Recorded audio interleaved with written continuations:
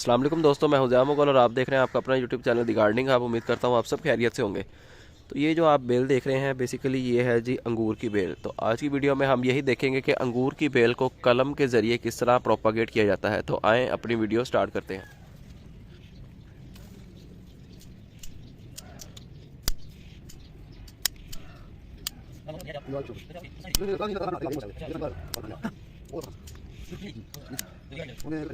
जी तो दोस्तों, आपने कटिंग कैसी उतारनी है अंगूर की कटिंग, ये आपको मैं दिखा रहा हूँ। ये कटिंग काट ली गई है अंगूर की। तो ये देखें, ये जो एरिया है ये है जी इसका नोड एरिया। एक नोड एरिया ये है, एक नोड एरिया इसका ये है। तो फ्यूचर में ये जो नीचे वाला नोड एरिया यहाँ से निकलेगी जी इसकी रूट्स। ये नोड एरिया ये वाला हिस्सा यहाँ तक चला जाएगा ज़मीन के अंदर। यहाँ से रूट्स निकलना स्टार्ट हो जाएंगी और ये ऊपर वाला जो नोड एरिया है यहाँ से निकलेंगी जी शूट। यहाँ से हमारा एक न्यू प्लांट निकल आएगा, यहाँ से इसकी निकलेंगी रूट और ये हमारी कटिंग बन जाएगी एक प्रॉपर प्लांट।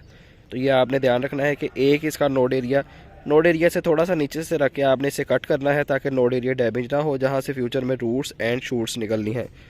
तो नोड एरिया से थोड़ा सा नीचे रख के एक कट लगाना है आपने, और ऊपर वाला नोड एरिया उसको छोड़ के थोड़ा सा ऊपर रख के एक और कट लगाएंगे। तो आपके पास अंगूर की एक अच्छी खासी हेल्दी कलम आपके पास आ जाएगी। तो आप इसे लगाएंगे तो इंशाल्लाह आपको 100% रिज़ल्ट देखने को मिलेगा।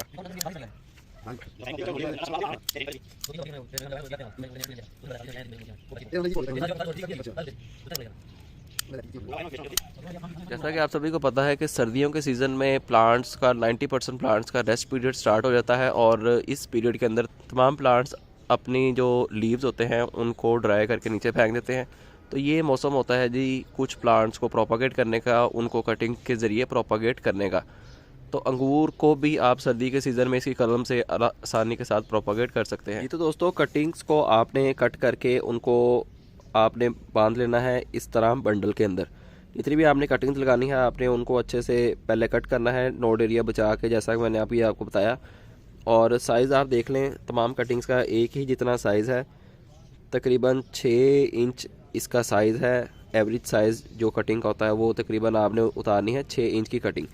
तो ये आप देख सकते हैं सारी कटिंग्स हेल्दी हैं। और भी इनको जो है इस तरह बंडल के अंदर हमने बांध लिया है। अब बाकी का प्रोसेस देखते हैं कि इसको हमने क्या करना है।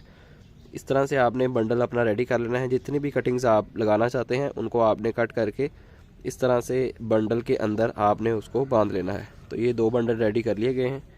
तो बाकी का प्रोसेस देखते हैं इनके साथ हमने क्या करना है ताकि ये अच्छे से अपनी रूटिंग एंड शूटिंग स्टार्ट कर दें। जी तो दोस्तों, कटिंग्स को जब आपने पाइल के अंदर बांध लेना है, कटिंग से आपने बंडल बना लेना है। तो ये आप देख सकते हैं ये है बल मट्टी हमारी। इसके अंदर कोई भी फर्टिलाइज़र अभी ऐड नहीं किया गया, सिंपल प्लेन बल है ये। तो आपने करना क्या है, मट्टी को आपने इस तरह साइड पे करके तो एक होल बना के मट्टी के अंदर आपने अपनी कटिंग्स को उसके अंदर प्लेस करके उसके ऊपर मट्टी से उसको कवर कर देना है।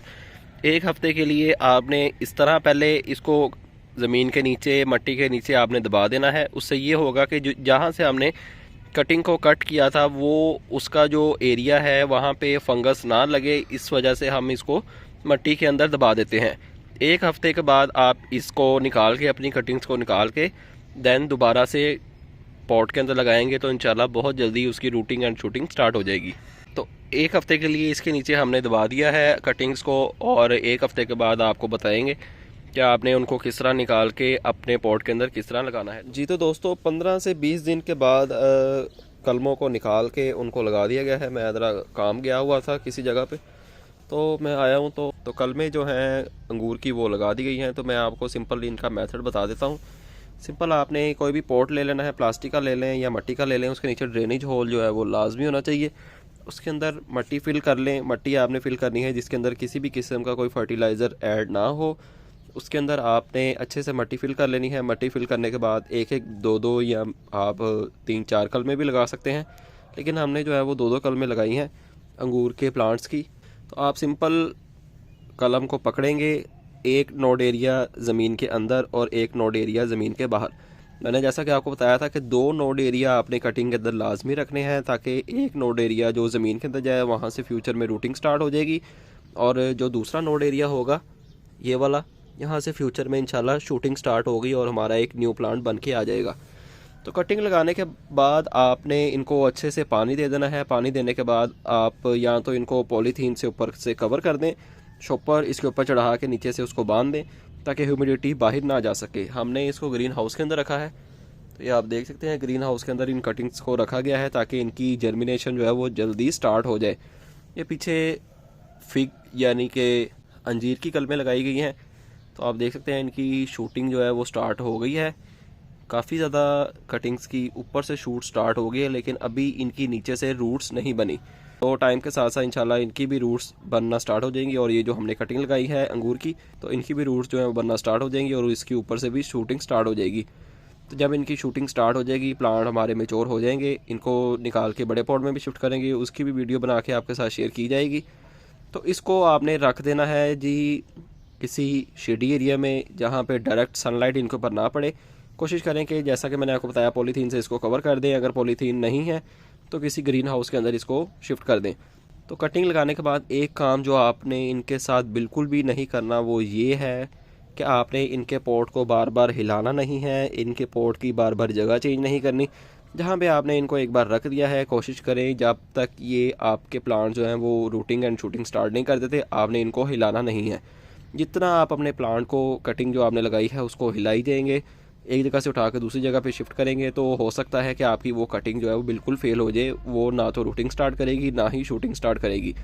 तो कोशिश यही करें कि जानवरों से इसे बचाएं। बिल्ली या अगर कोई डॉग वगैरह आपके घर पे है तो वो आपके गमले को गिरा ना दे, या कोई बच्चे आपके गमले को उठा के एक जगह से दूसरी जगह पे बार बार शिफ्ट ना करते रहें।